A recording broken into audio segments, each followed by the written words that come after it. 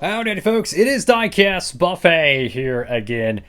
Today we got a very late Diecast Wave review. It's actually Wave 2 of the 2024 Authentics line. I'm like super late on it, and to be honest with you, yeah, I'm going to try to make this video pretty short because it's a very underwhelming wave. Maybe you'll get some humor in it watching me film this.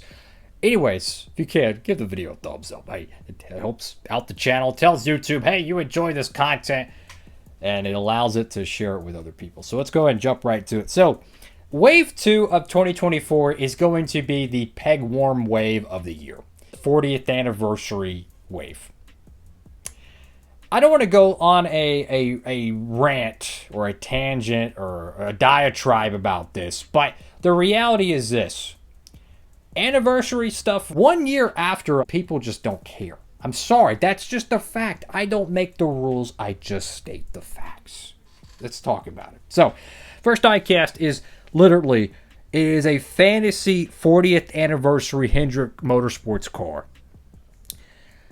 Yeah. I mean, here's the thing. When I think about diecast, I like the clean paint schemes that are real because you could use them as a stop motion. You could put them in your collection. There's nothing for me on there. I don't know.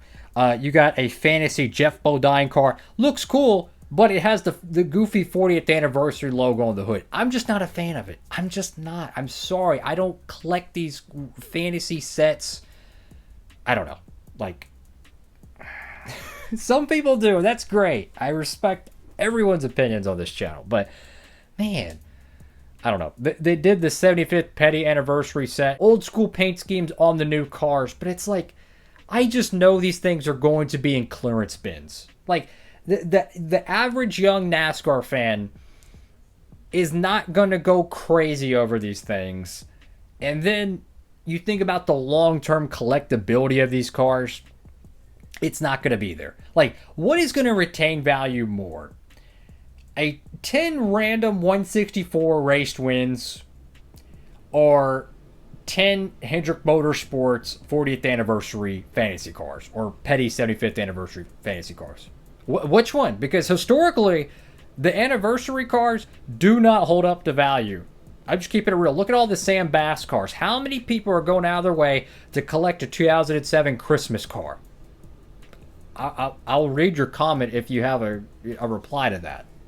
I'm just keeping it real. I'm not trying to make a rant, but I saw some of these cars, I think, on the shelf. I was looking for some NASCAR Authentics because, you know, once in a while, once in a blue moon, I'll go look for them.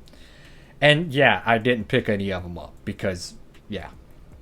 So you have Jeff Bodine there. That's cool. The Terry Labonte paint scheme was kind of a precursor, kind of a foreshadowing of Kyle Larson's Darlington throwback, which I cannot wait for that paint scheme to get officially released because, ooh, I love them Kellogg's cars, man.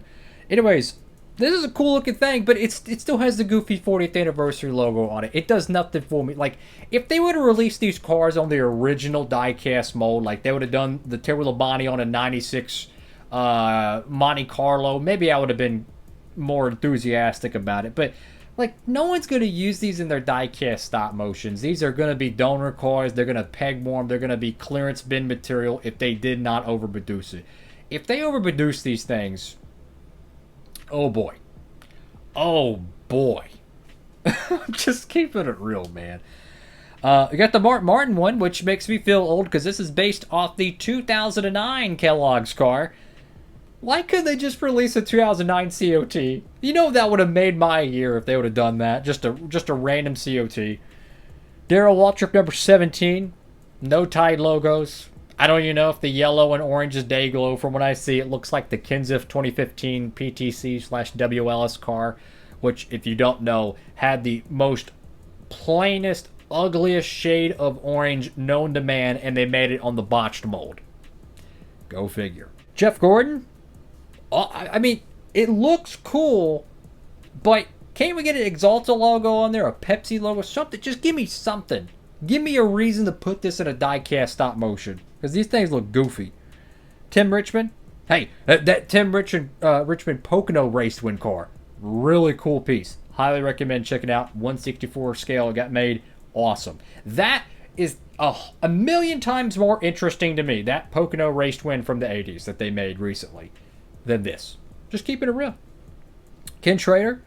Hey, I love Ken Schrader. You know, the M&M's Pontiac. Oh, I love that paint scheme. To me, these are just going to peg warm. This is one of those things that sound cool on paper, but then when you actually release it to the public, you realize there's probably not a lot of interest for it. I mean, some people go crazy for it. That's great. I respect it. But I've been around diecast my whole life. I could tell you these things do not have long-term value. They don't. They sit there. It's like, well, the 40th anniversary was 8 years ago. Who cares? I'm just keeping it real, man. Jimmy Johnson makes me feel old again because this is based off his, I think, 06 to 08? Yeah, 08. I was looking at my COTs. I think this is 06 to 08 paint scheme. Got Dale Earnhardt Jr. with the 2014 paint scheme. That really makes me feel old because I remember watching that car just on a weekly basis on, what was it, Fox Sports 1, just practicing at like Martinsville or some BS. What I'm saying is, this wave is going to probably be like the 2019 Daytona bonus wave, where it's going to hang around long after it's due. It's gonna stay over time, because I remember seeing fresh cases of the 2019 Daytona wave in 2021. Yeah. So what's gonna happen? It's gonna peg more. It's gonna sit there, and if people don't buy it for donors to build stuff with, I mean, like, here's the reality: who 3 years from now is gonna want a lot of these cars? The amount of people that do are probably very finite. I'm just keeping it real. Some people love these things, and that's great. I'm a Hendrick Motorsports guy. I wear a Chase Elliott cap in these videos. Maybe one day I'll get a new cap. I'd like to. I don't know which one to do yet. I don't know. Maybe I'll get a Texans cap or something, even though I like the Cowboys more. Anyways, it's going to sit there. It's going to peg warm. It's like the 75th petty anniversary stuff. There's a reason why I don't review these things, because I'm just not interested in it. It's just not me. If you like it, go for it. And to me, I just feel like it's going to... This wave is going to sit on your shelf. And when there's a really cool wave like Wave 4, which has the brand new Ford Mustang mold in it, by the way, the Dark Horse. If this thing's still sitting on your shelf, congratulations, you don't get the Ford Dark Horse. You got to go out of your way, spend time, spend gas, all that, just to go find it. Congratulations, that's the reward you get. So, I don't know, man. Would I recommend it? I mean, I'm not going to review it. I'm not going to get it. I know they have, like, the box set, I think, of all of them. But, like, here's my thing.